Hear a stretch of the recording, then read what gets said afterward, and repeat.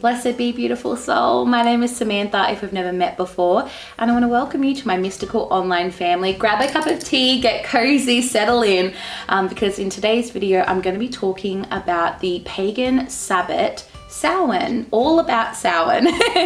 So I'm in the Southern Hemisphere, but this is for both. If you're in the North or the South, I want us all to be able to connect with this energy. I want to talk to you today about how you can celebrate in alignment with you. And more than anything, my intention for this video is to switch you from thinking about it in an intellectual way of like, well, I know that I celebrate Samhain because of this, and this reason, and switch it more into, I am so in alignment with this energy of this beautiful portal that the universe opens on this day, and I celebrate this Sabbath because it flows through me. You know, I want you to have your own connection, not just, I celebrate it because that's what I'm told. If that kind of makes sense. Now, if you're sitting there going, I have no idea what Samhain is, what the heck?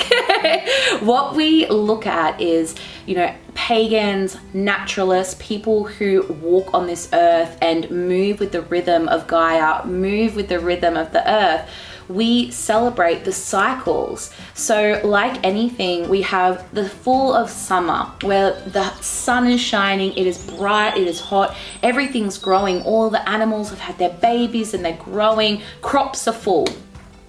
And then when we approach autumn, we go through the wheel to the autumn equinox, and then after that we sort of head into the descent, and that is where after the autumn equinox, everything starts to go brown. You know, the abundance of green starts to shrivel up and dry up, and the world around us changes. So we then see this descent even further, and the days are getting darker. So Samhain really is about death, and that can be alarming to some people, that word, but I think the invitation that we have whenever we have celebrations of death and endings is to think about the new beginnings that come after the ending, and that nothing new can flourish, nothing new can come to your life without a closing of a chapter. And that really is what Samhain's energy is about. It's preparing us for this ending of the year, ending of the cycle, you know, for death to come through. And often when we think of death, we think of, you know, the Grim Reaper. That's like the image that most people see is like this dark, cloaked, hooded figure.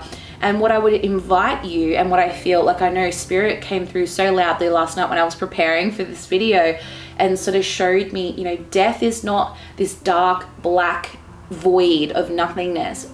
Death is rainbow. I want you to think of death as like transformation and alchemy, like fire. Like it is dancing lights. You know those like sun catcher dials, and it like spews all the spectrum of all the aura colors in the rainbow. Like that is really what death is about. It's about transmutation and change and stepping through into something magical.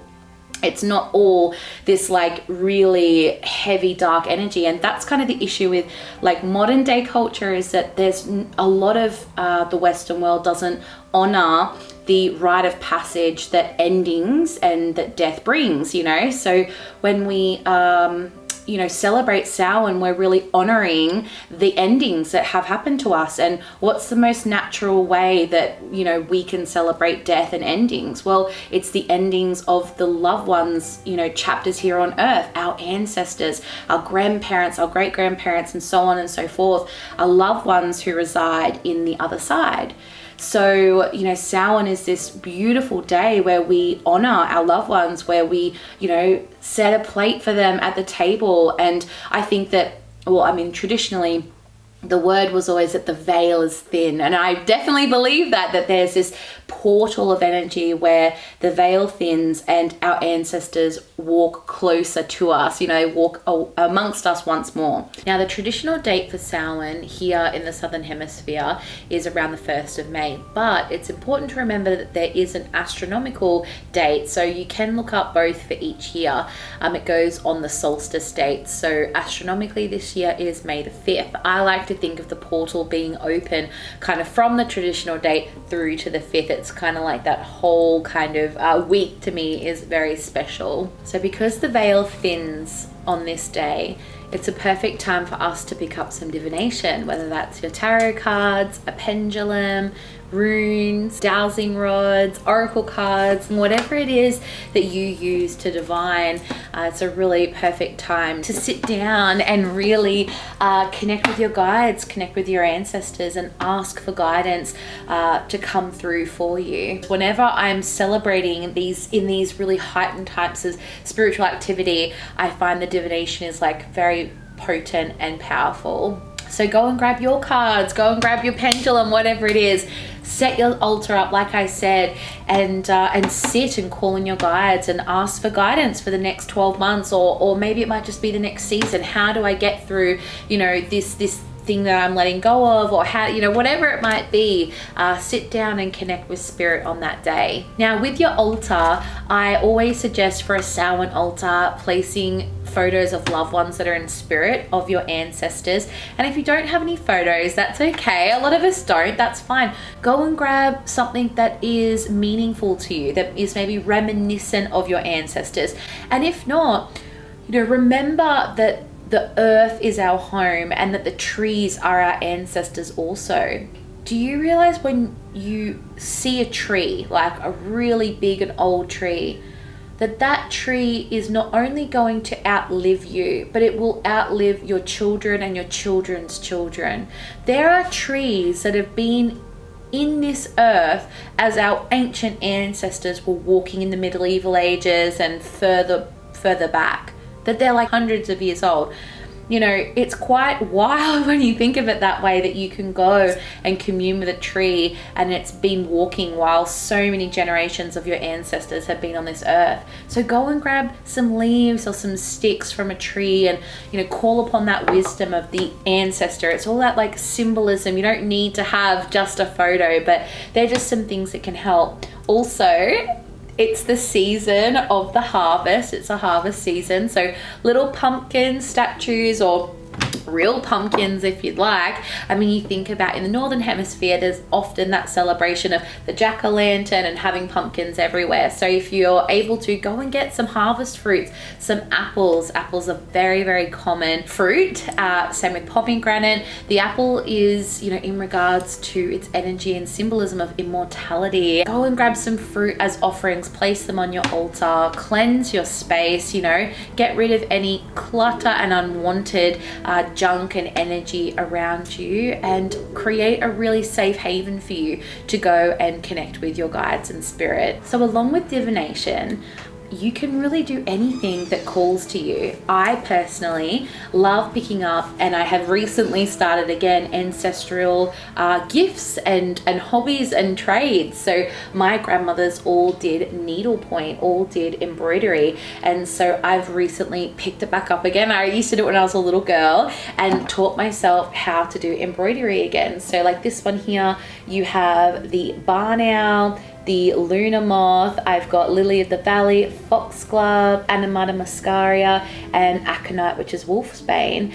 And this is going to be in a frame. It's just loose at the moment, but this is a piece that I'm working on at the moment. So I know for a fact on the actual day of Samhain, when the celebration happens, I'm going to spend the day doing ancestral pieces, and maybe even just having a piece that I can put on my altar that is a symbol of my ancestors, because all of the women in my family have done embroidery and needlework. So there's different things. It could be gardening that your lineage and your ancestors used to do, getting out, connecting with the earth. It could be fishing. It could be, I don't know, being out in the ocean. It also could be some sort of craft, painting. I don't know, think about activities, think about foods that are reminiscent of them. Like I said, tea is so my grandparents, and I often call them in and I'll make a black tea with a little bit of milk, and I don't normally have sugar, but when I want to think about my nan, I put like a little bit of sugar in my tea, and it's just that intentional love and sipping and calling them in into your really sacred and special precious moments. So if you want to do a ritual that's like a bit more complex, you've got lots of energy, you really want to get outside, do an elemental ritual where you call in all 4 physical elements and then spirit. So it might look like having a fire, having a bonfire, maybe just having small candles set around, casting your circle, you know, bringing in the element of earth. Maybe you have physical crystals all around you to bring in earth, water. You could have your tea, you could have offerings of water, put incense on, bring in air, and you can do a releasing ritual, an invoking ritual, whatever it is that you feel really called to do, really. Like, it's all up to you. I personally, this time of year for me is deeply reflective, and I tend to be going inward into like, where am I? What am I doing?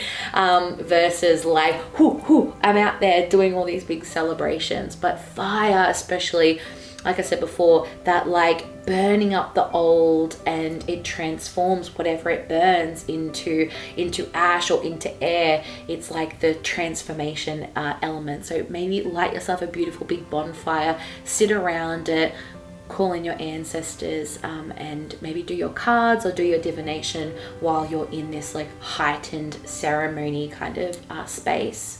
It's also a really beautiful time where you can practice automatic writing, you can do lots of meditation, trance work, because it's just about the energies being kind of heightened. Like, we are easier to connect with our guides and with spirit and allow messages to come through more easily. Now, we are all from different cultures, from all around the world. So you're going to have a different ancestral, you know, story than I am. And it's important to bring your own culture, your own history into your celebration, and not just go off of what a book says or what I say. You know, you have to really bring symbolism for you and what's important for you. For me, when I think of my grandparents and I think about my ancestors, I think about tea. And so a big part of my personal Samhain celebration is sitting at the table and pouring tea for my ancestors. And I have 4 sets of teacups, and I make a tea up, and the 4 cup and saucers symbolize each one of my grandparents, because from each one of my grandparents comes a lineage. You know, like if you ever have done your family tree from your grandparent, it just sets off this big spiral. So each one of those represents the 4 bloodlines that, you know, reside within me, and it's kind of like an offering of, I'm inviting you to the table, I appreciate you, I know that you're here and that you're watching over me.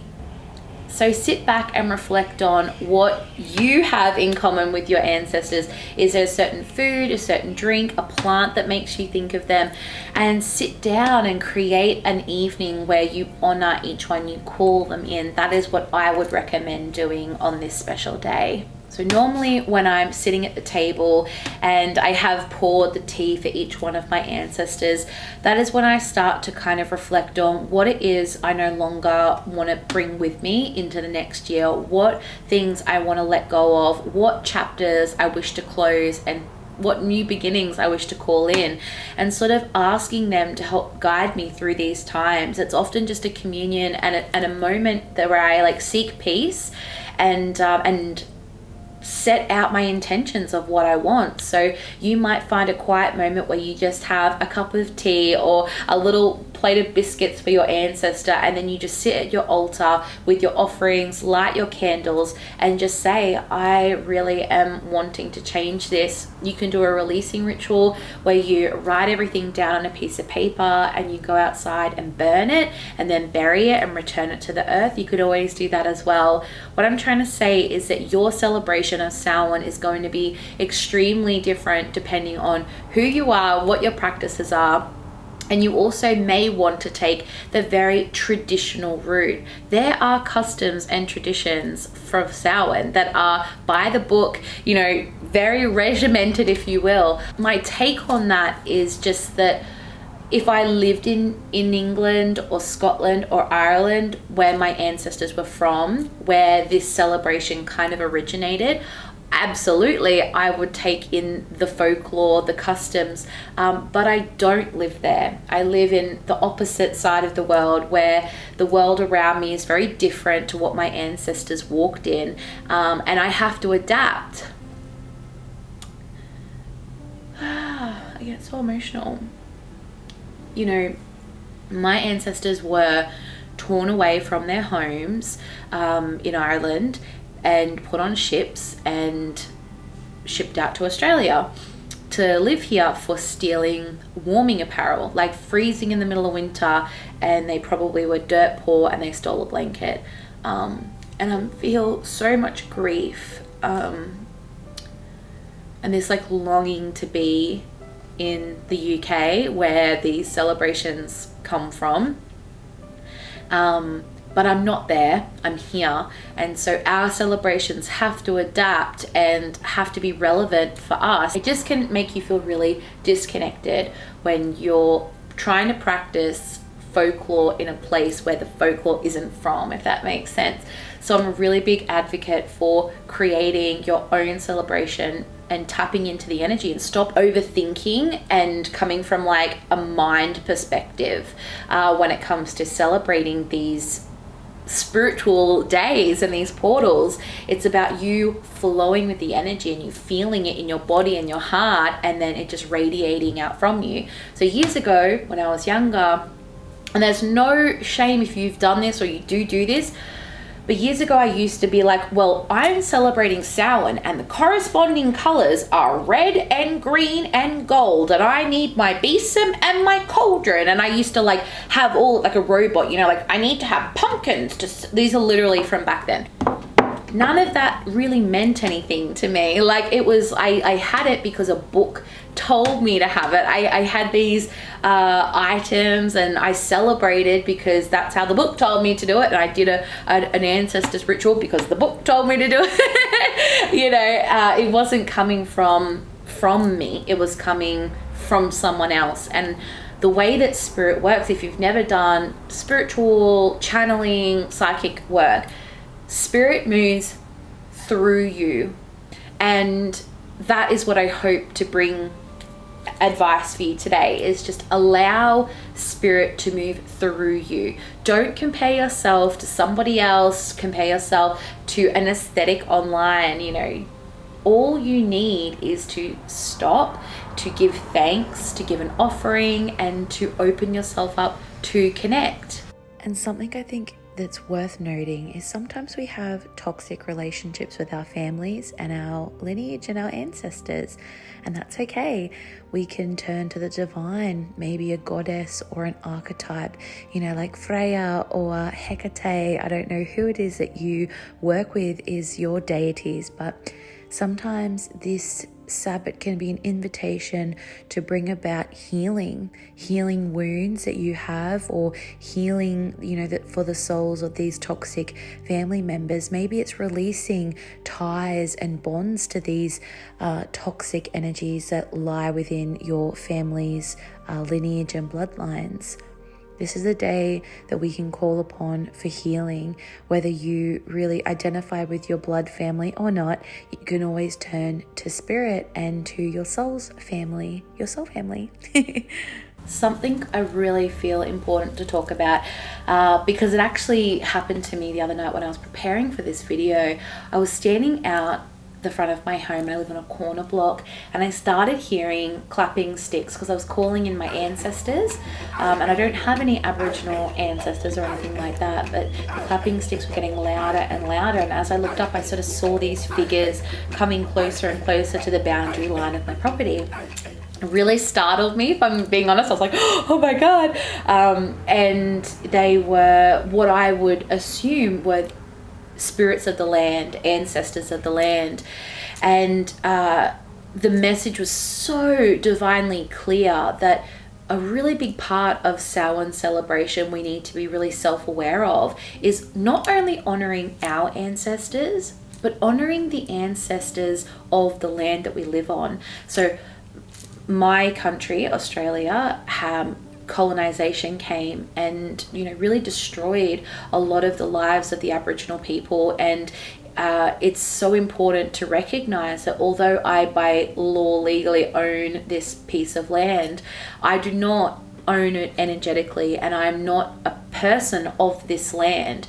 Aboriginal people are the land. They have blood and bone and these like beautiful deep roots that just go back thousands and thousands of years, of generations here.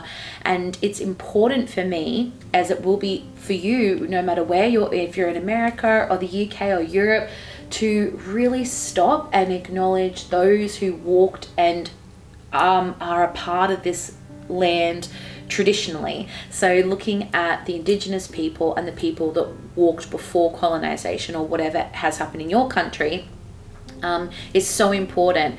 And not only the ancestors of the people, but the animal spirits and the tree spirits. So as these spirits were coming closer, they made me see all of these trees growing. You know, I'm currently in my house and you can see out my window here, but they sort of started showing me like all of these trees just growing and growing all around me.